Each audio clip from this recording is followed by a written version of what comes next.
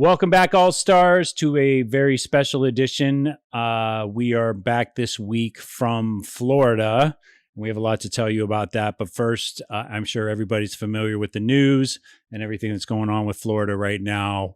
We wanted to say at the top of this podcast that if you had an interest, and we hope you do, in helping out your fellow Americans, you can do so at floridadisasterfund.org. Or you can text disaster to 20222. Whether you believe it's climate change or the wrath of God, it doesn't matter.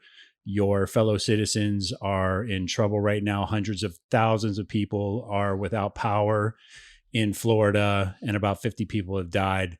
So go ahead and drop some ducats into the good karma bin, won't you please? Check the mic and make sure it sound right, boys.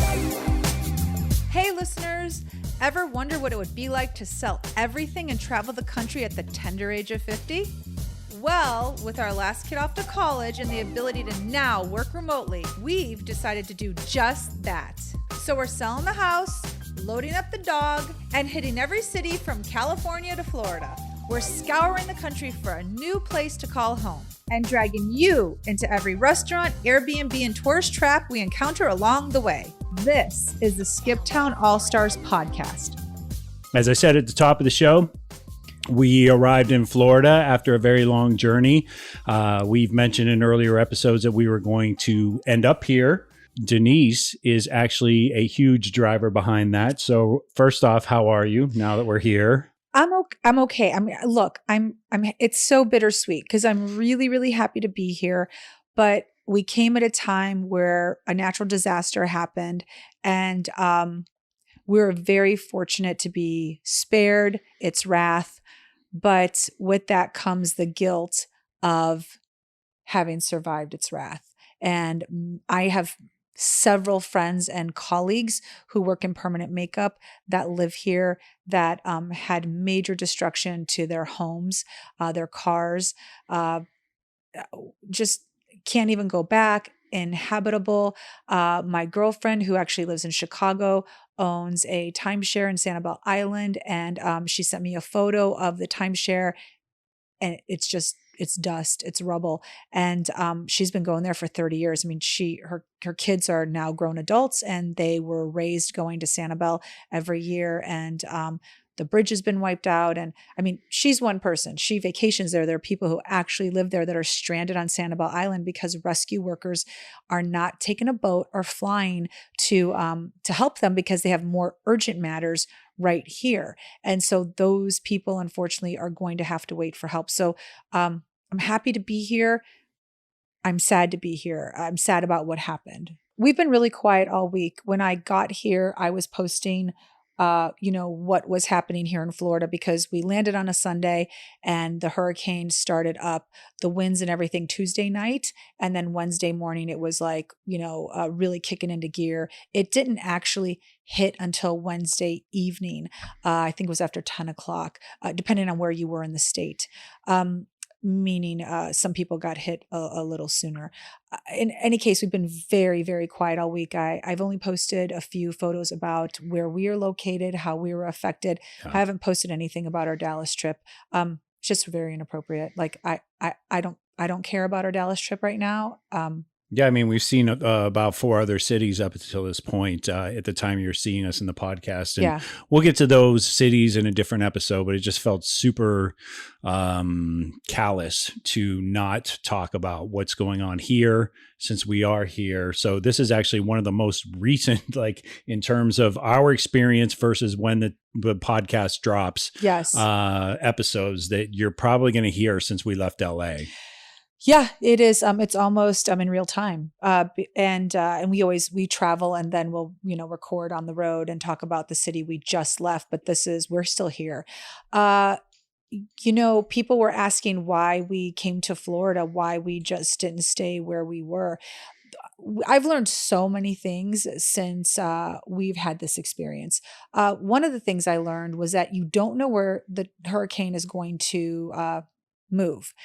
So when we were headed to Florida, I was staying in touch with my brother and sister-in-law, and they knew a week before the hurricane hit, like most people, that a hurricane was a coming for real. Yeah. And I asked my sister-in-law what we should do. Should we stay put with where we were, or should we continue heading to Florida?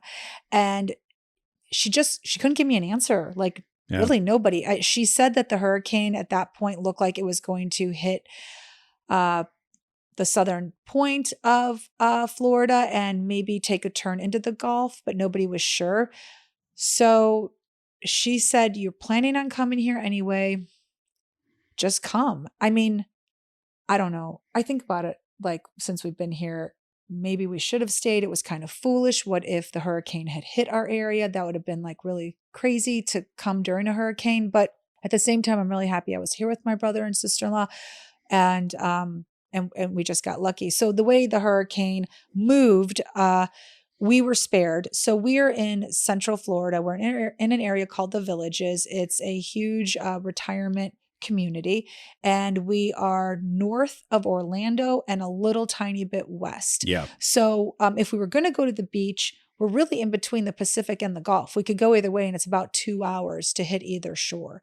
What we had to be concerned about, once they knew that the hurricane was not going to come up toward like Panama or the, the curve, the curve of the state, was that we had to be concerned about tornadoes. And this was something that James and I were completely unaware of. We just thought, okay, we're going to miss the hurricane. We'll get lots of rain and lots of winds. But actually what we were educated on was how the hurricane travels, meaning how it spins. And if you are in the upper left-hand corner of the spin of the hurricane, that is the most dangerous place to be with regards to tornadoes. So, and if you look at where the Villages is located and where the hurricane was originally headed and the path they thought the hurricane was going to take, everyone was really, really concerned that we were going to get hit with tornadoes. And it has happened in the past, but I can certainly tell you that Tuesday, everyone was panicking about a tornado. And we had decided to take our rental car back Tuesday because our fear was that if we get hit by a tornado, the car could flip. It could end up across the neighborhood. So why hold on to the rental car? There was no point. We were just going to return it. So that's what we did. Yeah. I went to the grocery store that morning because we had arrived. But on the drive here, we did stop hours outside of this area because they told us the shelves were empty. Do you remember? Yeah, we did. And I think maybe within the first day we were here, there was a little sense of hope among everybody, like, oh, this may dissipate when it's out over the Gulf. Yeah. But the morning that it was due to hit landfall, it sucked all the water out of the Gulf near Tampa. And it was pretty scary. It was like a tsunami type event. And one of the other things that I didn't realize was, as the hurricane is crossing the state, what you get if it's coming from the Gulf side eastward toward the Atlantic Ocean, all those towns on the Atlantic Ocean are also getting it, because once it hits water again, it starts circling and blowing all that stuff right back into areas like, I don't know, what are they? Ormond Beach. Oh, yeah. Up in that area, maybe further north. Daytona got hit, all that. Huge. Flagler's underwater. Lake Eola in Orlando, near the area on International Drive. If you've ever been there, taking the kids to one of the major theme parks or what have you, it's a major hotel avenue with all kinds of, attractions or whatever. It's just one mega tourist trap. But I saw a report where that street was just a river, Yeah. What was crazy about this was that Orlando had not anticipated the hurricane to take the curve that it did across the state in the direction it took. So Orlando was not prepared for the rain, the flooding, none of it. People couldn't get out in time, but most people didn't want to leave anyway. They wanted to try to protect their home, but there's no protecting it when, and I learned this. I just learned this while I was here because I said to my brother, why don't they just sandbag the shit out of everything? And he said, you can't when it happens this quickly. Not just the speed of the hurricane, but the turn that it took. And this particular hurricane, when speaking of speed, was actually very slow, meaning that it sat over your city for a very long time and just downpoured with rain. But it took this turn, and Orlando was never expecting to have the hurricane turn in that course. That's Yeah. for sure. Yeah. I mean, we saw fan boats on the streets Yes. of Orlando. So that was pretty eye-opening, I guess is the best word for it. So, and it was crazy because we were kidding around saying that our welcome to Florida was going to be a hurricane, and it actually was. And it wasn't like funny. It was just like, how did we get here? And then we got here Sunday late afternoon, early evening, and then Monday it was like bright, beautiful skies. We were outside walking around doing activities, and then Tuesday it was just gray, and it was so scary because it was like, it's coming. Like all the talking, all the news reports, it's coming. Yeah. And for us, it was strange because, as you know, if you've been following us, we've made decisions to stay an extra day here or cut and do a trip down there, a night in Roswell, an extra couple days in Texas. It's just so crazy. It's like a 2-month road trip added up to us landing here, like right as this thing was about to pound down on Florida. So, credit to all the first responders and everybody. It seems like the governor and the federal government and FEMA are all working in conjunction as best they can. It's difficult to restore power when an entire city's underwater, like Fort Myers, that area. So it's going to be days and weeks, and some places years to get that. And there will be like Sanibel Island's going to take years to rebuild. So they're saying 18, 20 years. I mean, my friend who has that condo said it from the last hurricane that was 20 years ago, that was so powerful. It really was impactful on that island, that she said it has been almost 20 years, and they were just last year seeing it like back to where it was prior to that hurricane 20 years ago. And here we go again. Yeah. It's pretty crazy. I know. And then you think like, James and I have obviously been having discussions that if you're a Floridian and you've lived here your whole life, or you moved here 30 years ago and you love it, and this is how you live, do you rebuild every 20 years if you live on the coast? Because it's always a risk if you live on the coast. I don't know. It's just something you have to think about, which brings us to Florida. You can tell the story of actually how that came to be and why we're here in this house we're in right now. We talked a little bit about it in episode 1, how our destination was going to be this coast. We had talked about going from one coast to the next, and we knew that we were going to hit the southern part of the country and end up in Florida. And I should mention, just for the record, obviously with Hurricane Ian, we've postponed our plans to go to the Keys. So we've talked about that at length before in the past. We have. It's not happening right now. Nope, not right now. So what brought us to Florida? Well, my brother lives here and my sister-in-law, and I have vacationed here. My parents actually retired here when my dad, when they left Chicago. And I'm very familiar with the Florida area, Central Florida. My sister-in-law and brother moved to a retirement community called the Villages about, I think it's been like 17 years now. And we should mention that Denise's siblings are all much older than her. So yes, maybe they don't like us they probably don't like me adding the word much older. Well, I guess it's like, I just say, I mean, we are talking about like we're in our 50s. So my brothers are 20 years older than me. So roughly like 18. So my parents obviously had me late in life. And so, we all laughed that I was the flower girl in my brother's wedding, which is actually true. Yeah.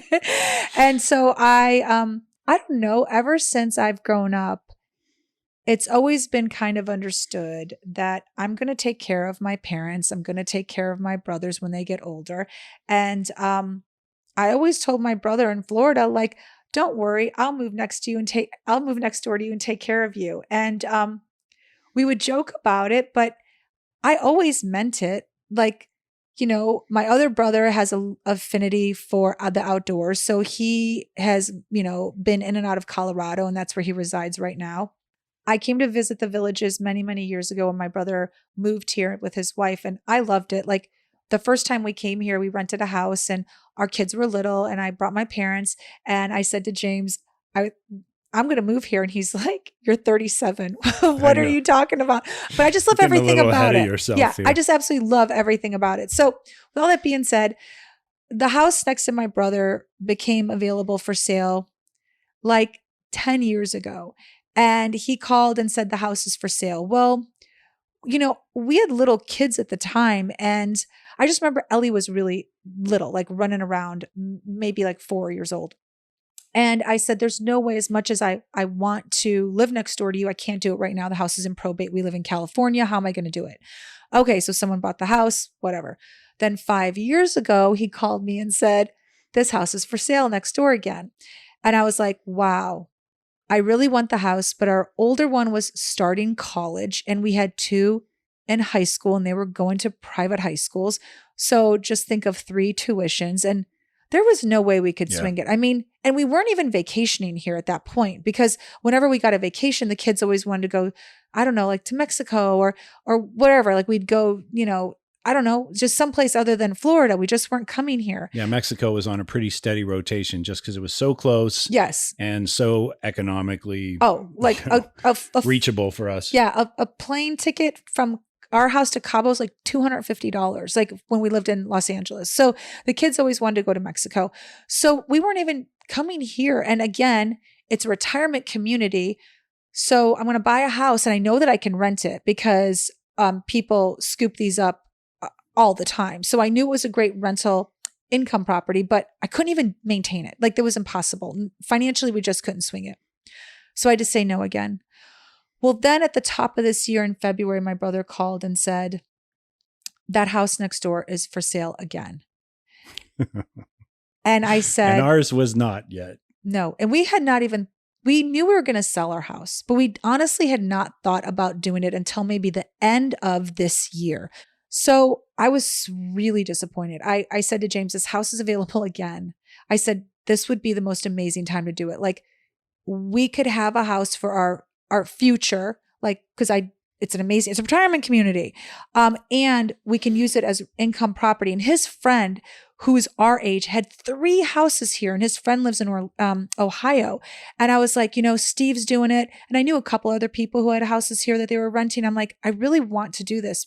And I want to live next to my brother. Like the whole thing was me living next to my brother. So then the next day my brother calls me and he says, okay, I'm going to buy the house. I'm going to buy the house and then you just pay me back when you sell your house. And I was like, what? And he said, yeah. He's like, so the house is yours. I'm going to just, I'll put the money down for it and I'll get the loan. But I explained to him, we probably wouldn't sell our house till like November, December, maybe. Like we were in no rush at that point. We knew we were going to sell it, but we weren't in any rush. He was like, it's fine. He's like, as long as you can make the mortgage payments on the house, it's fine. I'll just buy it. It was unbelievable. Like he got the loan like next day. There was no haggling on the price of the house. The lady who sold it to him exactly at asking. He got it before it went on the market. He did, but I was really nervous because the real estate agent came in and she still listed it on the market. And I said to him, you're going to have a problem. But there wasn't. Which is really strange because it was before. Oh my gosh. The interest rates rose while Denise and I were in escrow in June. Yeah. And they had not raised yet at that point. No. So for there to be for him to be basically I don't know if he was the only bidder, but the highest bidder.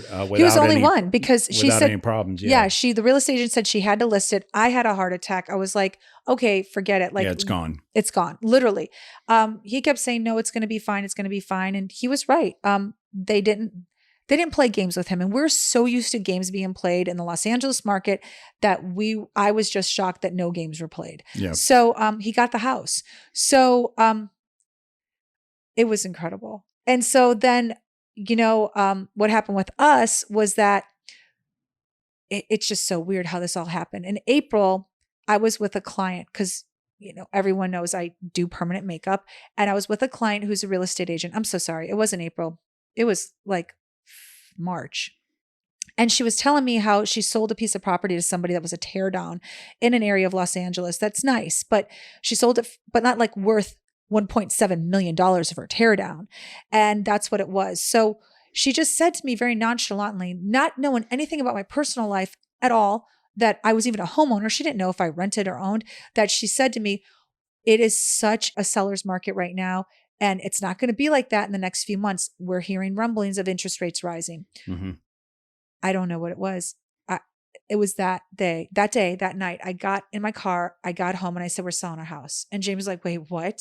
He's like, what? I'm like, we're selling our house. I'm like, we have to do this because my client just told me that interest rates are going to climb and why wait? So then I called my real estate agent. I said, Brianna Deutsch, by the way, she's really good, Rodea Realty. And I said, we want to sell the house right now. And she was like, oh my gosh, great, let's do it. So long story short, everything moved very fast. We took pictures. We cleaned the house. We made it look presentable, meaning like we got down all the clutter out. And she had an open house on a Sunday. We had 4 offers on Monday. We were in escrow on Wednesday. Yeah. So I was so happy I could call my brother and tell him that we put our house up for sale. And he was like, what are you doing? It's really my sister-in-law. I was talking to my sister-in-law all the time. She's like, what are you doing? You don't have to do that. You don't have to worry about the money, none of that. And I said, we're just going to do it. I'm like, let's see how it goes. And boom, it happened. So all that to say, we own a home in the Villages right next to my brother. We do, but we have some explaining to do because it's kind of a complicated tale for us. As you know, we are actually driving around the country. The whole point of this is for us to find a hometown that we can hopefully be a magnet for our children to want to live around later. So the girls let's get into that. Yeah. So it's a 50 and over community. And although they allow adult children to live here, our girls do not want to live in a retirement community. They don't want to live in Florida, period. So I know they've really stressed how Florida is not a place they want to live. But look, I'm just whatever. I'm not really putting too much stock in that because there are so many places that they said that they didn't want to vacation or go to and ended up liking. All that to say though, we are still looking for a place where we can all, theoretically be together. But I was telling James this morning, I'm so tired of people telling me that these girls are not going to want to live near me. I think percentage wise, I'm so tired of hearing that. I cannot even tell you. 2 out of 3 of them are probably going to be regional, but at least one of them is going to be on an entirely different coast. It's just how things work. I mean, they're going to be chasing jobs, and then eventually they'll probably meet significant others who are also chasing jobs, and together they'll all be chasing jobs. And meanwhile, you're going to be playing pickleball here while I'm driving around Oklahoma looking for property. Well, we already have renters for this house. So when my brother purchased it, my sister-in-law said to me, I keep saying my brother because truthfully, I didn't talk to him once on the phone. So my sister-in-law said to me, you're going to have renters the minute that you buy it. And I said, oh, right. No, really, we do. It's rented January, February, and March. And I could and somebody already wants it for April. People love this area. Snowbirds come down from New Jersey, New York, Michigan. Yeah. I mean, the people that are actually renting the house from us are Canadian, and they're going to be spending a month here. There's one person spending 2 months here. So, she wasn't kidding. So all of that to say, we had no urgency on coming to the house and doing anything other than visiting with my brother and seeing the house for ourselves. Which is why we've been screwing off for 2 months across the country.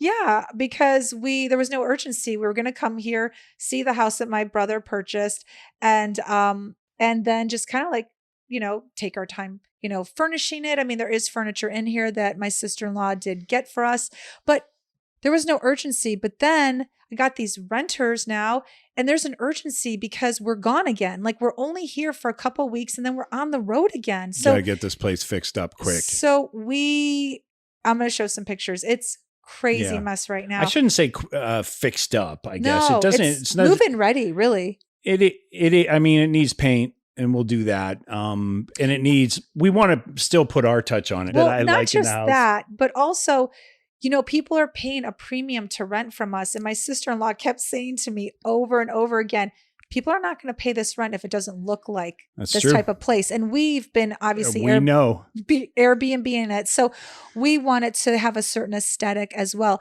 Right now I look at the walls. It's very Martha Stewart, which is quite pretty. Like the walls are yellow and some of the rooms are like, a shade of green and some are like more taupey. It's very like how Martha Stewart used to talk about decorating with each room being a different color. And we can leave it the way it is. 100%. Well, I mean, it needs a lot more Post-it notes everywhere. I mean, we really have to get out the printer and the exclamation points. Okay, so my brother and sister-in-law both listened to us and they said they were going to have notes all over this house when we walked into. After hearing our Roswell episode, yes. Yep. And I don't know what stopped them. I'm not sure because that would have been really crazy good. Oh my gosh, that would have been amazing. I would not have expected that, but it would have been just so on point. In laminate, like how they were all like in the laminate sheets. Yeah. So don't all touch this light switch. Yeah. Don't take the light bulb out of this fixture. Yeah, because it's got a camera in it. So anyway. Any case, so back to this house. So we have just a few weeks to just put our touches on, like design, because then we're gone for a couple weeks. Then we got to be in Utah next week, at the end of next week, something like that. Yeah, it's like this 14th or something. Yeah. And then we're going to Mexico. It's like, and then we're going to Los Angeles for 3 weeks. So we only have a short window to get this house ready for people that are coming January 1st, because January then will take us, we're hoping, to the Carolinas, but we're not sure. We've changed this so many times. We're thinking Georgia, Tennessee, South Carolina, North Carolina, but we're not sure where we're going to be in January, but we know that we have to have this presentable for the people that are coming in to rent. So that's what we're doing. And if you and your granny want to rent this place in December, it's currently open. And I also just want to say a big thank you to listeners that have given us tips along the way of our travels. Like, for instance, we had planned on going to New Orleans, but several listeners, more than one, reached out. And one of our listeners, Amanda, who was really helpful, Texas and Louisiana are her jam, she told me.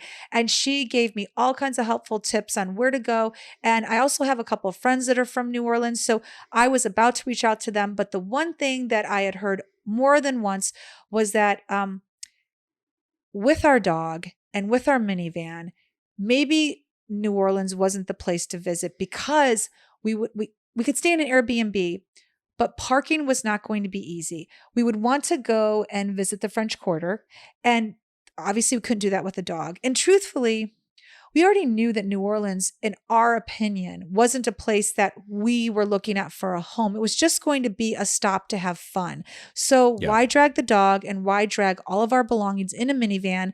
Why not just fly here and like enjoy it for like a week by ourselves? You know what I mean? Fly there. I mean, I think for us, it'll be a long weekend, one weekend. And I already know I've been to New Orleans a few times way back in the day. And from everything I hear, Bourbon Street's even crazier than it used to be in terms of crime and panhandling and all that stuff. So from my vantage point, I'm like, okay, I have my podcast gear, I have my wife, I have my dog. It's like, I got a lot to keep track of in a city that always makes like, top 10 in terms of, most violent crime and all that. So, so we decided to skip it. But honestly, I wouldn't have not made that decision had a few listeners reached out and said, "Hey, this is what my thoughts are if you're heading to this area." And Amanda, thank you so much. Thanks, Amanda. I didn't even know you did that. She did.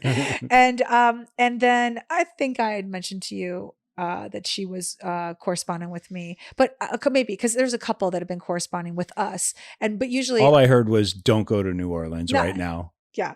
So, and then we've also gotten people who will send us messages on Instagram and say, "Hey, did you hear the weather in this area isn't so great?" And you know what? We've been really lax about that. So in our travels, we haven't checked the weather as as timely as we should have, because there was plenty of places we drove right into a thunderstorm, and people Like Florida. and so people were always giving me a heads up as much as they could. No one really knows where we're going to next, but people would say, hey, if you're headed to this area, just know they're having a really bad heat wave right now. And it was always really helpful. So thank you. Yeah, appreciate that for sure. So I have questions that I want to ask that I think the viewers are going to want to know answers to. Sure. This affinity of yours with the retirement community at such a young age has always been puzzling to me. I mean, look, I love nothing more than kicking around with the kids on a golf cart. Although they're so big now that not all four of us would fit on one, but there was a time where I could load them up like little puppies and take them off to the community pool when we rented a house here one summer, and so your whole family came, and that was fantastic and everything. But for you, it's like, it's funny because you were a Chicago girl who then lived in LA, and now you just have this like attraction to living in a retirement community, which, you know, I do. I want to do water aerobics and I want to do yoga. Oh And my I gosh. just, and yeah, look, I already worked out with my sister-in-law on the outside gym, and I made a little a cross-training workout for us with music on the phone and everything. I was so excited to be here. I think for me, what it is growing up in Chicago, it is so cold for about 6 months out of the year that I had plenty of time to see old people shut in and what it does to them.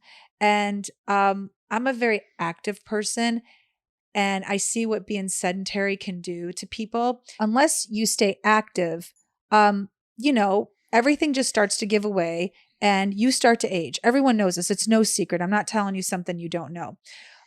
If you can stay active in the area you live in, great. But the beauty of this retirement community is everything is at your disposal. So the reason I love it is I don't have to seek out any activities. It's all right here. And I know, like, all my friends have poo-pooing it. Like, everyone rolls their eyes when I say I'm moving to a retirement community. Look, if it were up to me right now, this minute, I would stay put in this house. I wouldn't rent it out and I wouldn't leave. But James is not ready to retire. And our agreement has been that, we will travel and find a place that we can all agree on. But here's the thing. I say I would stop right now and live here, but I can't because my girls won't live here. Yeah, you wouldn't. So I still have to make a choice to find a home that we can all agree on, even if it's only for 6 months out of the year. But I love it here because everything is here. I don't have to join a country club to stay active and play tennis or, wait for summertime to come to play golf. First of all, I don't do either one of those. Okay, let's just get that straight. But if I want to, I can. Oh my God. Okay. So I love it here. I don't understand why people roll their eyes when I say I'm moving because here. you're 53. That's why. You're a little young. Where am I going to go? Well, you're going to go with me wherever we're going, but what's more fun than doing pickleball? I can think of many things. If I can do yoga every single day and not pay for it and just show up, that's what I'm doing. I mean, here's the thing. When you buy a home here in this area, you're buying a lifestyle. And that's just the truth because all the activities are free. You don't pay for anything. I'm not paying the golf is free. The tennis is free. The pickleball is free. I don't have to pay a rec center fee like I did in LA to play tennis. I don't have to pay for a tee time to play golf. Again, I'm not playing golf, but you know what my point is. I can do yoga every single day for free. Every single day. I can do whatever they have listed, and they have a rowing. Vicky asked me if I wanted to go rowing. Okay. I'm not saying you're not open-minded to certain things. I think I'm going to start rowing. It's just now all of a sudden it's like the kids have all gone off and they're doing college, or, in the case of Parker, she's starting her own life. It's like, we have this chance. And then we're still going to travel. There's no question about it. We're going to travel. We're going to see the world. But then in the same breath, you just said I would stay here if I could. So I kind of would. Okay. I don't think you would. but maybe I'm wrong. I don't know. It's like, I know you enjoy There's it here and something to everything. do every single day. What is not to enjoy about that? Like, I mean, I woke up yesterday. I said to my sister-in-law, "What are we doing today?" I know there's something to do in Zion every day, but like there are It's plenty the of same places though. where there's It's something to do. hiking. It's hiking every day. So here, I could join a hiking club, and then the next day I can. And where are you guys going to hike? I don't know, but The I know pond with the alligators? they have a hiking club here. Okay. And then I can go rowing the next day. Like Okay. there's something, the options are so amazing. Yeah. Okay, so I like it. I don't care what anyone says. I don't care the eye roll. I like it. So poo-poo to everyone else. They're going to get old fast and I'm not. Okay. But we also have many plans coming up. It's a little bipolar right now with It you. I is. got to be honest, I because know. it's like, I said to my It's like- sister-in-law, I said, the renters are coming in January. And I go, can I stay in your house? She just laughed, but we're going to travel. So, I know. Yeah, we have renters. So I know. And I want to see, we still have to find a place we can all agree on. yeah. And I mean, look, from my vantage point, it's like, But if one more person tells me the kids don't want to live with me, I'm going to really get upset. well, they don't want to live with you here. So you should wrap your head around that. I know, but even finding a second home, like everyone keeps saying, like, I really like Oklahoma City, and I shared that with And somebody. Ellie does not share your passion for Oklahoma. It's really amazing, which we'll do a podcast about that. But then, Parker's fine with it. is she? Yeah, I mean, she likes Texas. So, Oklahoma's right up the street, right? You said you would stay here if we didn't have renters and, if it weren't me insisting like, no, we got to travel, we got to do some other stuff. I can't. I mean, though. how accurate is that? Mm, You're feeling that. Are you feeling that right now just because you're here and I really like it. you like the idea of rowing? I really like it. I do like the idea of rowing. I really like being here. I really do. I don't care what anyone else thinks or says because I never have in my life. Just saying. Well, I like being here too. I mean, I really love my brother and sister-in-law.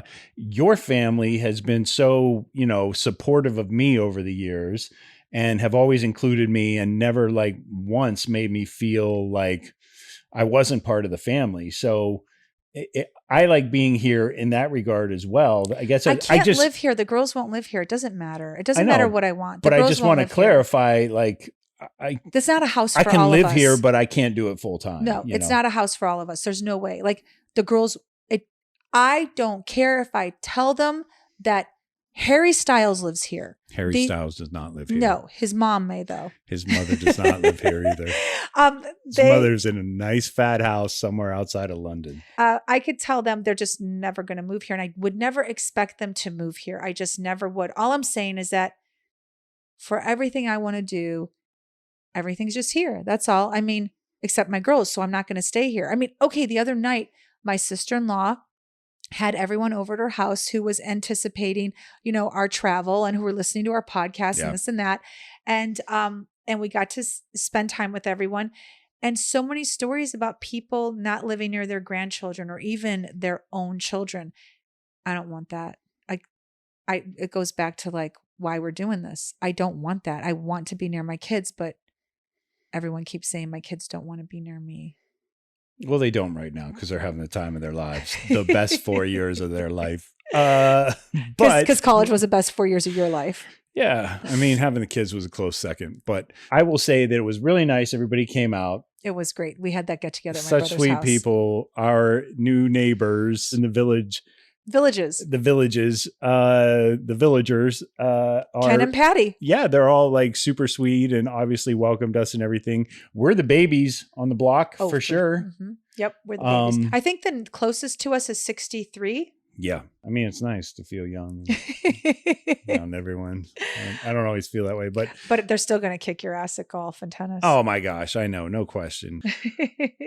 So all that said, you came to me in February and March and said, we need to buy this house. It's next door to my brother. And although I know you don't want to live in a retirement community and it's not going to be the home for our family, including our girls, it's a great home for an investment. And it's next to my brother, which is where I've always wanted to live, right next door to him. And when we get older, we'll be in this community of people our own age, and we'll not be shut-ins, and we could have an active lifestyle if we choose. And I'll be able to take care of my brother. Yeah, I understand. I mean, so, but that was my point. It's like you came to me and you didn't just say all those great reasons for wanting to buy this house. You also reminded me that this was a promise I made way back when we were dating, and I was willing to say anything. You were willing to say anything. I was. It's true. It is so true. You were willing to say anything. Yeah. And I did. And you reminded me of the fact that I promised this a long time ago. Mm-hmm. And I mean, and you kept honestly, your promise. I did. I kept my promise. This was definitely a make good. Okay. Selling the house in LA, and all along this trip, this journey, I told you I was going to take time off. I did. You did. And you got your house alongside your brother. I only had a few conditions: that I didn't live here full time. Or that I could, it's not even if I lived here full time or not. It's just that I could get up and go see my kids. Yes. Also, and we're also going to look for, I mean, I want property. I want a big house. Yes. So, and this is a nice house, but I want something, bigger. Are you surprised I've made good on some of this stuff at all?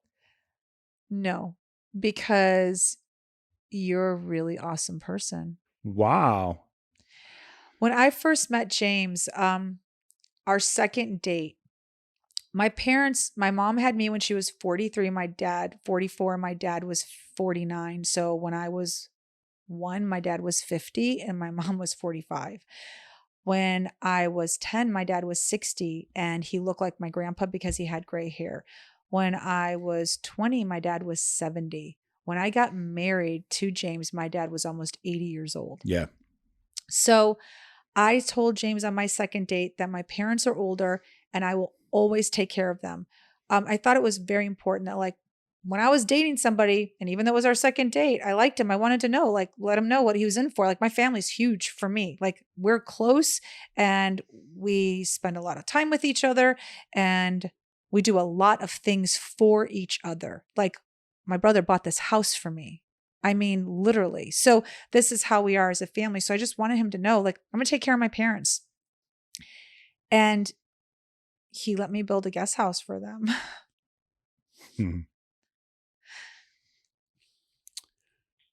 So I knew that, like, when we lived in LA and he let me spend that money on a guest house for them so they could live with us, I knew that he would let me live next door to my brother because he knew how important it was. So I wasn't surprised that that he was okay with it. And I wasn't surprised that he had conditions because, we have to be, I think the reason why we travel so well together is because we have to be respectful of each other's wishes and goals. I've always been super supportive of his career goals and whatever his family ties were and what he wanted to do with his family, whatever it was, visit or have them come to our house, whatever he wanted to do. I've always been very supportive. He's always been very supportive of my career goals and very supportive of my family. He knows that my family is super important. I mean, I've done things not for myself, but for members of my family. And even in times where we didn't have money, and he never gave me a problem with it ever. Like, not even once when I thought you could have. Yeah. I mean, well, there have been times where I've said to you, honey, you're giving till it hurts me. But I mean, let's be point blank honest about that. But I know, but like we went to Mexico one time and I said, I'm bringing my niece and nephew here the next year. And I brought my niece and nephew. And I said, good idea. I'm bringing mine too. And you brought yours. And we paid for every single thing for them. Their flights, we paid for everything. And it was like amazing that, like, I have a partner and he has a partner who does that. Like, there are so many partners I hear about where they'll nickel and dime the other family. Like, what are you doing for your sister-in-law? What are you doing for your mom? What are you doing for your niece and nephew? Why are you spending that? Never. I've never, ever heard that once. Not even once. Yeah. Well, I mean, it's hard for me to say, oh, that dinner was a little expensive for your mother's birthday or what have you. I think it's important for the listeners to understand that I wouldn't be in this position that I'm in with a 20-year career or, the ability to do this podcast or edit for all these, crazy TV shows over the years, had it not been for my mother-in-law, who hadn't even met me, making my father-in-law lend me $500 to buy my first laptop so that I could get a production coordinator gig and stop being a PA and bringing people coffee. So had it not been for that laptop, my career would have waited. I think my career would have been on hold and maybe had taken an entirely different direction. So, out of that $500 back in 1999 or whenever it was, 98, whatever that was, 98. Is the genesis of, it's like every single thing that I've done in my career has been built off of that brick. So, and look, I'm not going to lie. Like the bar was low. Like all I had to do was have a job and a car. Stop it. And because Denise, are not going to talk about ex-boyfriends. Denise really didn't have a great track record when it came to boyfriends, but let's just say I soared through all of the hurdles and it was fairly easy. All I had to do was keep a junky Volkswagen Jetta running and, just continue to show up every Monday at 9 a.m. And your parents were like hip hop hooray for me, so it was pretty, they were. Yeah. So so that's the backstory on that. That's like, I called my mom. Like, I think we were only dating for, God, it only had to be like a month or so. And he had maybe 2. I think we're dating 2 months. Yeah. And you had an opportunity, but you needed a laptop. And in 1998, laptops were, first of all, not common. Yeah. They were outrageously expensive. And just very for expensive. The very minimal performance. So he knew somebody who was selling a laptop for like $500. And in 1998, $500, like now, is a lot of money. Yeah. I just called my mom and I just said, can he borrow this guy that I've been seeing for 2 months? Can he borrow $500 for this I can't laptop? imagine how many calls like that your dad got over the years. Oh my Lord. No. I never borrowed money for a boyfriend. You never had to borrow money for a boyfriend? God, no. Like every guy I dated was a bartender and waiter. They had tons of cash. Okay. Well, the one guy was running a credit card scam. So let's be honest. He could steal it himself. Why would I have to ask my parents? Fair enough. Okay? I was the only deadbeat, going back to that, who needed $500. You were the first person I ever had to ask my dad or mom to borrow money for something. And my mom she just said, okay. Like she never even asked me anything about like, I don't know, like she knew that I liked you. I'd still been with you. It'd been 2 months. So... So you dumped me at least 4 times by then, which is a completely different episode. I think I only dumped you twice at that point. Okay. Yeah. Fair enough. Anyway, 3 was coming up. 3 was around the corner. Yeah. So was 4, 5, and 6. Go on. So that's how that happened. So my mom literally dropped a check in the mail the next day. But did you ever pay them back? Like did they require you to pay them back? I don't remember. No, your mom would not allow it. Okay. So I'm like, I can't remember. I'm sure your dad wanted me to pay him back, but no. My dad probably didn't either. I know. He was a very generous guy. I'm kidding. Okay, listen, let's be honest. My niece's baby daddy lived with my parents. And when my dad got tired of him not working and kicked him out of the house, he lived in his car in the driveway. Oh my God. And then my dad went out there one day and said, Randy, are you living in the car? And Randy said, yes. He goes, come inside. Just come inside. Yeah. Oh, yeah, for sure. Your family is pretty colorful that way. Right now, your ex-sister-in-law takes care of your mom. Yep. Not married to my brother anymore, but taking care of my mom. Yep. Because my mom, once after you're living with in, me, you can never leave. Yeah. Because my mom, after living with me for 5.5 years, said that I didn't give her enough of my time. Yeah. and your ex-sister-in-law does. My ex-sister-in-law gives her a lot of her time. Yes. Yep. So that's where we are. So, bring it back to this house. And And you staying in the me, villages? yeah, and me not being surprised that you purchased this house with me. Yeah. Well, it's very nice you said that because it wasn't my first choice, but No, because you keep saying you're so young, but you're not that young.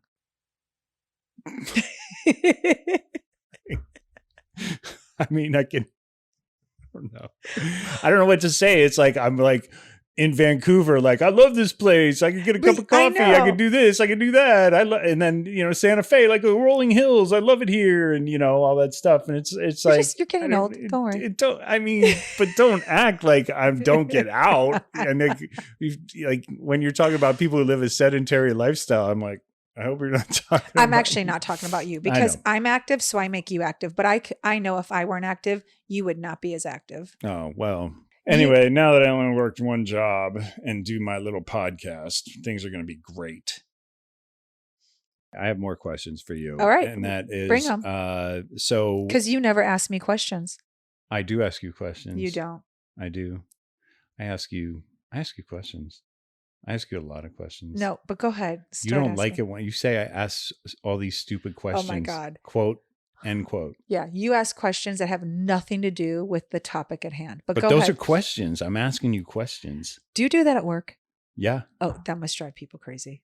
It might. I don't know. It hasn't stopped me from getting hired. So. All right. I'm inquisitive. What can I say? About nothing that has to do with the topic at hand, but go ahead. Not true. How do you feel now that you can make good on all those promises you made to your family? Like your mom's taken care of, your dad passed away. Mm-hmm. I feel great. Your one brother could care less about anybody taking care of him. Oh yeah, no, he's totally fine. Yeah. And he wants to be left alone. That's that's why he's not here. He wants to be left alone. Yeah, that's okay. So that leaves your brother and your sister-in-law, and here you are. You're like in a spot to do it. How do you feel? It feels really good. It's like, but being on this whole trip has felt really good because it's just words finally becoming action. And people say things all the time, and you could have very well have said, yeah. I could have next yeared you when it came to selling the house and all that. Yep. And so it's amazing when you have a purpose and you make that purpose actually happen. Does that make sense? Like when I was 35 or 36 and I came here and visited and I said, I want to move here one day, to actually have that transpire and become a reality is pretty amazing. But this whole trip has been amazing. The whole trip has been a reality that we talked about, and actually it became the reality. It was, I don't know, it was just thoughts and words and ideas, and to be with somebody that helps you move that along and wants to move it along with you is like a really good feeling. I mean, I hope that everyone has that, and not everyone does, but I don't know. The one thing I could say that I'm really just very fortunate about, because when I met you, it doesn't mean that we'd be in the same place we are right now. That's true. We could have both grown apart. Yeah. Yep. I could have very well not wanted to travel. I could have very well wanted to stay in Los Angeles. I very well could have put my foot down and say, I want to move to the villages right now. And I don't care where my girls live. And I don't care what you want to do. You could have been very much like, I want to go back to Ohio. There's so many variables with us coming from different parts of the country and our backgrounds, that for us to stay on the same path since we met, that's pretty crazy. Yeah. I mean, I think, case in point, I have neither parent left. Both of my parents are deceased. So I have no ties at this point in my life other than, making sure my children get through school and trying to be around them as much as possible. And we are in a spot now in our lives. I will say that, I understood how important it was for you to get the deal done on this place that we're in now. Because we are sort of straddling, like we're in that straddler part of our lives where it's like our kids are kind of grown and they're mostly on their way, but now we have to look toward, your brothers essentially are a different generation than you. So to be clear, it's like my brother and sister-in-law are super active. They don't need us to take care of them. If Nope. anything, they've been taking care of us this Yep, past week. they And really it's been have. really nice. I mean, they totally rolled out the red carpet along with all their friends and our new neighbors and all that stuff here in this little community of ours. It's And just nice though to be here if they need us for anything. Like, I mean, they have their friends, but nothing compares to family.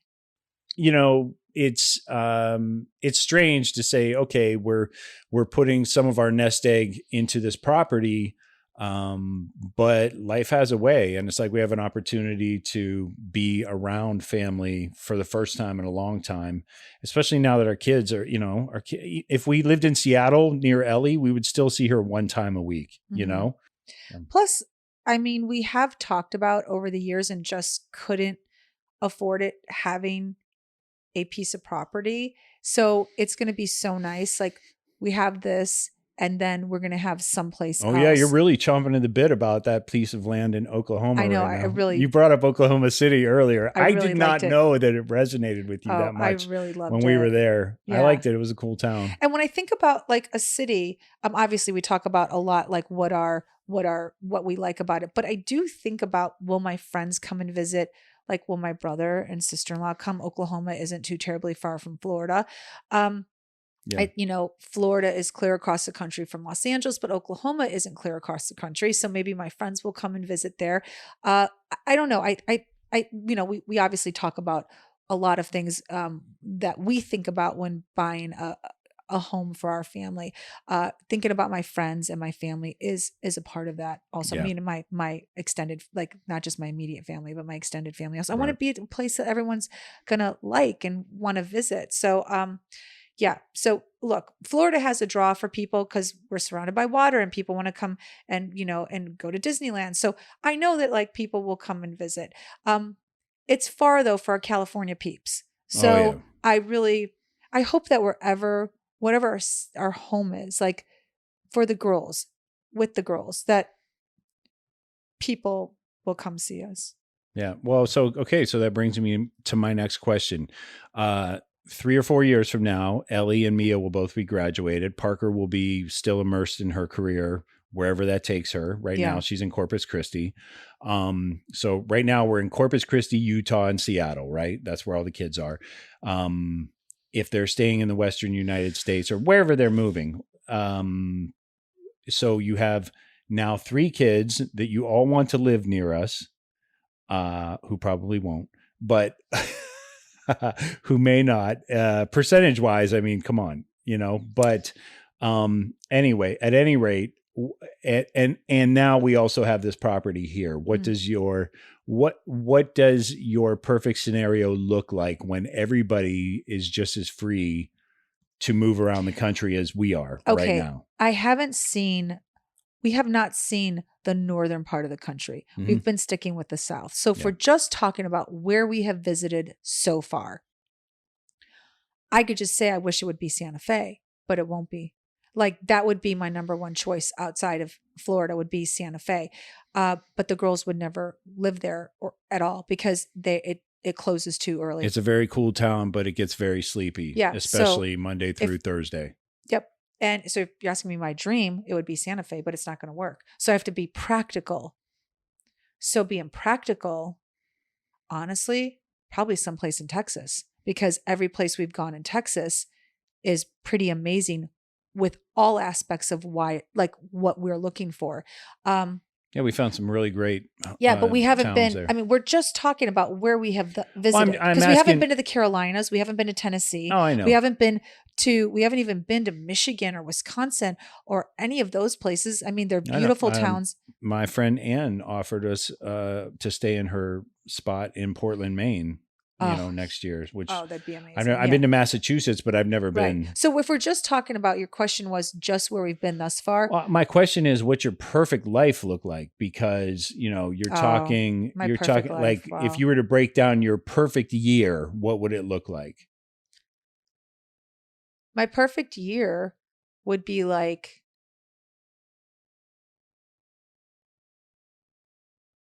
I would say like 6 months with the girls and then 6 months with you traveling. but like the girls live in an area. But how does the villages fit No, it's into me. that? Like then we'd come back here for 6 months. Oh, okay. So let me rephrase that. Yeah. My perfect life would be 6 months with the girls wherever we all decide to live, and then 6 months in the villages. That would be, I think, my perfect life right now. But we haven't found that other place yet. So it's hard to give you a concrete answer. I'm sorry. Does that make sense? No, Does yeah, that I make understand. sense? No, I know. I mean, 'Cause what you if- can't pinpoint a location yet. Like I mean, if you could pinpoint a location right now, then this podcast is over, people. It's over. The dream is over. Okay. I guess I would say We half bought and a half. house in Minnetonka. We are done. Thanks for listening. I guess it would be half and half, I guess. But here's the thing I think about, because people have to always have something to say. Like I do think about now, because I didn't think about it before. What if we pick a place and like we pick a place? I'm just going to make one up. Okay. Right now, I'm just Sure. making one up. Tennessee. I'm just making it up because it's in the middle. Yeah. And we find a great house in Tennessee, and it seems to have like all the things that girls would want, like a city nearby, an airport, they can get a job, blah, blah, blah. And then we go there and they're off dating. They're off living their lives. And like, we never even see them. So it's like, Yeah, there's a potential for that. no, I don't want that. Okay. No. All right. Well, I don't know. I think you better start looking westward then. Because right now, Ellie says you have a choice, Washington or Oregon. That's it. All right. Well, that's not much of a choice. It's two It's states. not. I know. Okay. It's 2 states. Any case, so I would be like 50-50 right now is how I'm feeling. 50-50. I'd like to be 50-50? Yeah, that's how I'm feeling. What are you feeling? I would like to do 3s, but Oh, where's the third one? well, no, I'm saying like 3 here, 3 there, 3 here, 3 there, whatever the case. But 3, 3, and 3. yeah, but Okay. I'm actually okay with that too. Like, but I mean, one of those has to be like traveling if we can still, so 3 months in like here, 3 months there, and then 3 months traveling like somewhere else. Yeah, and then whatever the third, No. whatever the fourth part of the year is, I know what the you fourth mean. quarter of Yeah. the year is, we just decide. It's like maybe we I like know. traveling. It's or so whatever. crazy though, because James has been on this entire road trip wherever we go. It doesn't matter. I love this place. I love this place wherever we go, right? I could live here. I hear that every yeah, we place. talked about this He's before. he's like, what do you call it? Like very impressionable. I So am. like, yeah. So I absolutely am. he likes every place. I, on the other hand, am not like that at all. So what I'm really worried about, this is what my biggest concern is. I have not shared this with you. Okay. I hope my brother is not listening. My biggest fear is we're going to go to Europe and I'm not going to come back to anyone. My brother, my kids, like I'm really afraid of that. Like I've been reading all these travel stories of Americans going to like Italy and paying like $289,000 for a small castle and spending another $100,000 Yeah. fixing it up. Okay. I mean, I've seen the pictures. Oh yeah, I've seen little like I wouldn't know if they qualify as castles, but I've seen houses in Ireland where I'm like, I could buy that right now. And then everyone's getting a postcard. Yeah, that's It's like legit. mom and dad went out for cigarettes Yeah, and totally. never came back. It could absolutely happen. So I'm afraid of that. Like I really am afraid that I'm saying all these things I want to do here, and then I'm gonna go over there, and I'm gonna be riding the bicycles, like riding a bicycle, Oh my just God. like with a baguette in the basket. yes, Are yes. you kidding me? Exactly, just like Sound of Music, and then I'm never gonna come back. I'm so afraid of that. I'm legitimately like scared. You're gonna break a hip running around the mountains like that. Just watch yourself. Okay. You're gonna end up in the villages right quick. Kiddies, if you get a postcard from mom in Yep. like, Spain or Italy or Ireland saying what a great time we're having, I'd be scared if I were you. We may not come back. Yeah, for sure. For sure. Okay. So I think we're going to wrap this up. I actually have a job to start tomorrow, which brings up one last point I wanted to make. And if you've been listening all this time, we've been hitting all these cities on our road trip, which has been fun.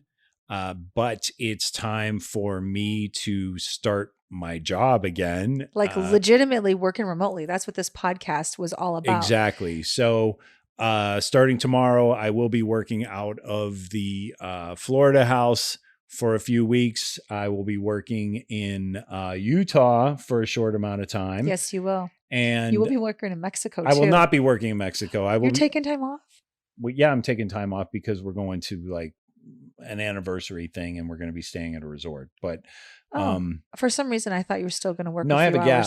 I have a gap. Good. Okay. So I'm taking time off from Mexico. But we might go visit Mexico City, which has been on our bucket list for a very long time. For a very long time. And okay, sorry, I just got to hijack this for 1 second. I know more than one American who lives in Mexico City. I literally know a handful of people. Oh, yeah.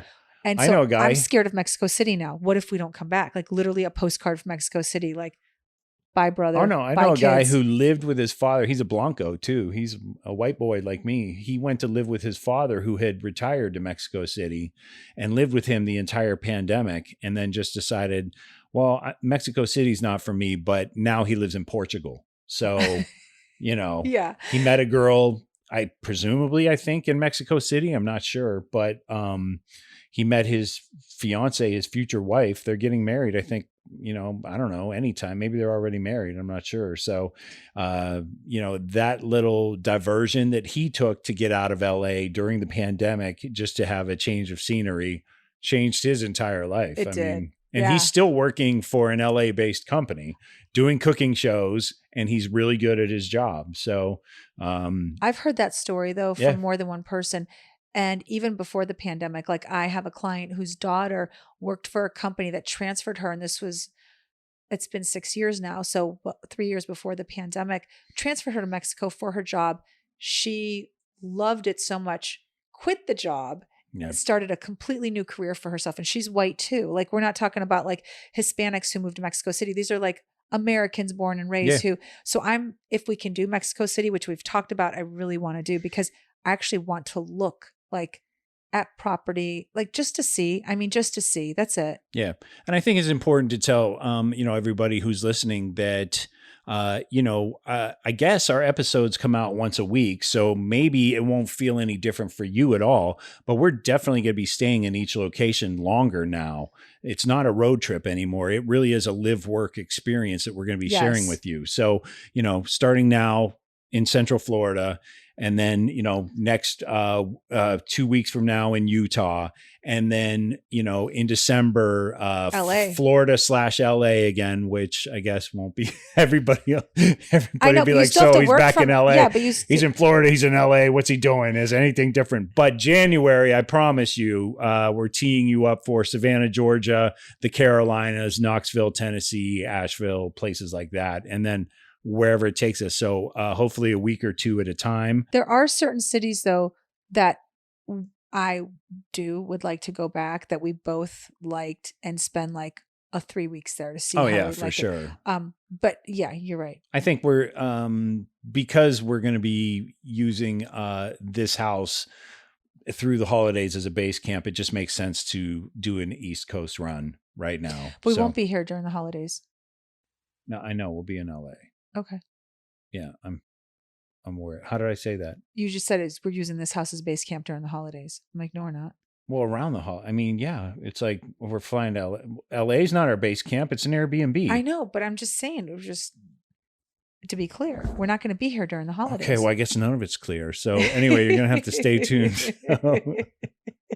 What the hell? But anyway, all that to say, I think it's important for us to like catch these states we can that are just north of us. For sure. And Savannah's been on your list for a little while. And we actually talked about going to Savannah, stopping there when we were coming to Florida. And the one thing James said was, no, we've actually are considering like Savannah, from what so many people have said, we can't just do a quick like 3 day. Yeah, I didn't want to do a one nighter in Savannah. That's just not fair. If it's, we're going to give really on our map. We're going to give it some time. Yeah. And we still have Covington, Kentucky to really consider. Oh my gosh. You know, that deserves a second visit. Yeah. And we have to talk about it. We're going to do a top podcast about Kentucky. We haven't even, that was supposed to be we got like 3 or 4 episodes that we really need to get out to you guys. But that was actually supposed to be today's podcast, but we really wanted to talk about Hurricane Ian because we're here and we're experiencing it. Again, if you feel inclined, please give relief to floridadisasterfund.org or text disaster to, I want to make sure I'm reading it right, 20222.